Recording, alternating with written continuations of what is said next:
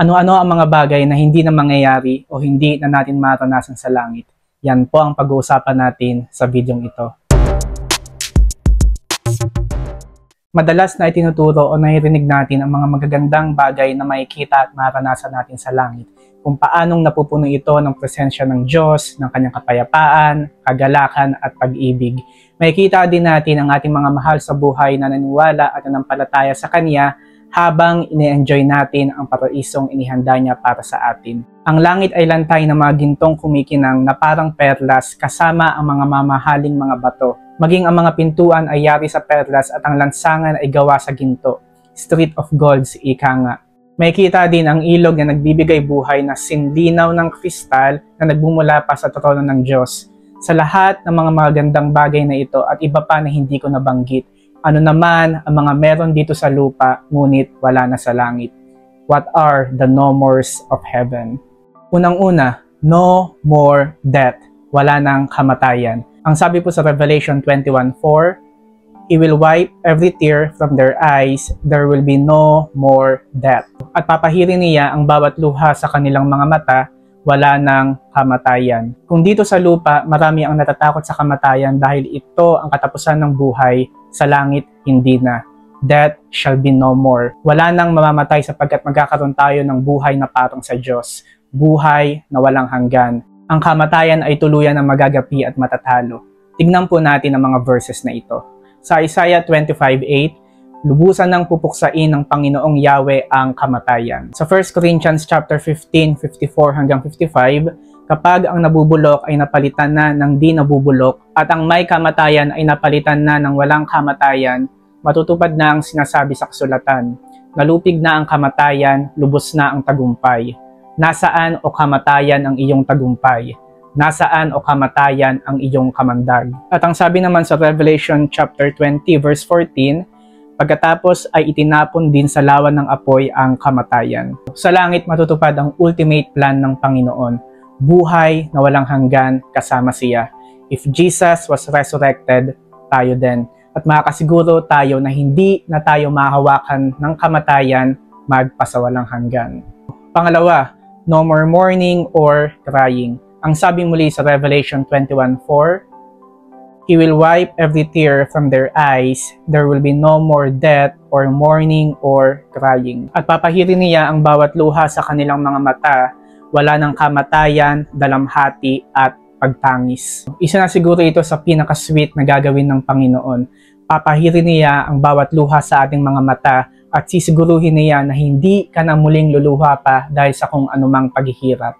Papawiin niya lahat ng pagluha natin dito sa lupa. Mga pagluha dahil sa pagpanaw ng ating mga minamahal, pagluha ng mga mahihirap, ng mga inapi, ng mga balo at walang maghulang, maging mga pagluha dahil sa mga problema, pagkabigo at pagkatalo, lahat ng pagluha sa mundong ito ay papahirin ng Panginoon. Katunayan, ang lahat ng mga pagluha na iyan ay alam na ng Panginoon at darating ang panahon na tutuldukan niya ang mga ito.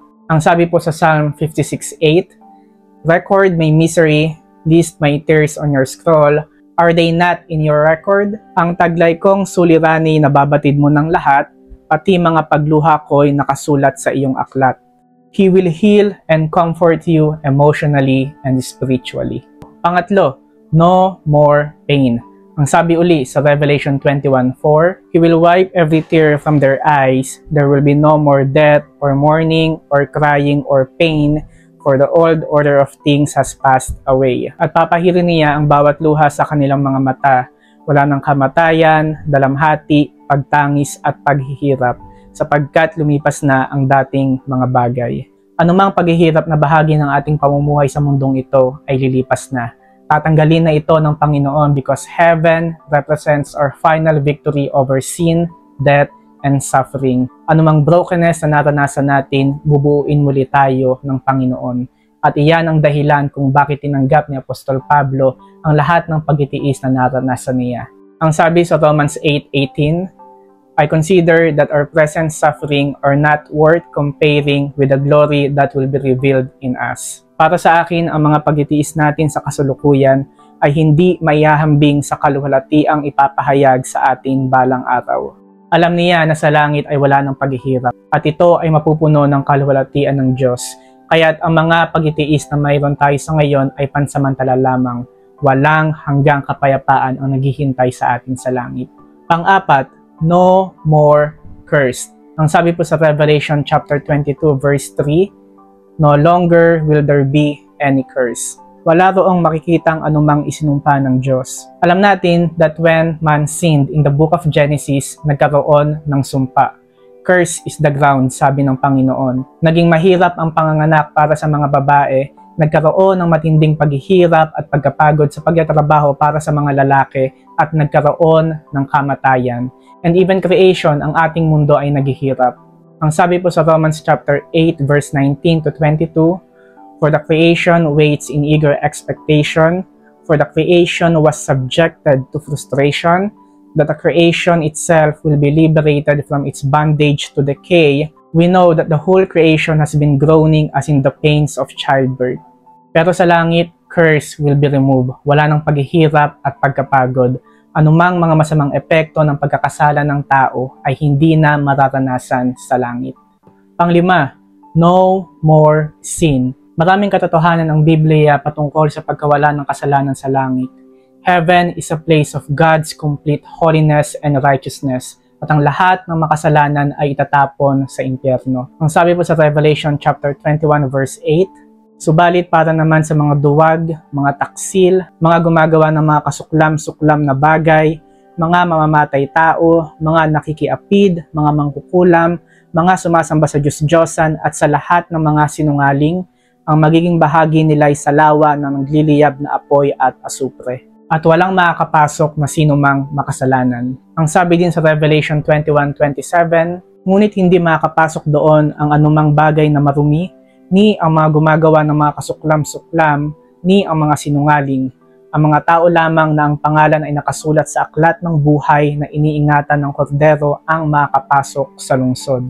Sa langit, tatanggalin ng Panginoon ang mga bagay na nagiging dahilan ng ating pagkakasala, ang sinful nature at ang temptation ng demonyo. Tatanggalin niya ang ating sinful nature through the glorification of our body at itatapon niya sa lawa ng apoy ang demonyo. Ang langit ay magiging perpektong lugar kung saan walang posibilidad ng kasalanan sapagkat ito ay mapupuno ng kabanalan, kalwalhatian at presensya ng Panginoon. Pang-anim, no more hunger. Ang sabi po sa Revelation chapter 7 verse 16, never again will they hunger, never again will they thirst. Hindi na sila magugutom ni mauuhaw man. Sa mundo natin ngayon, napakaraming nagugutom at namamatay sa gutom.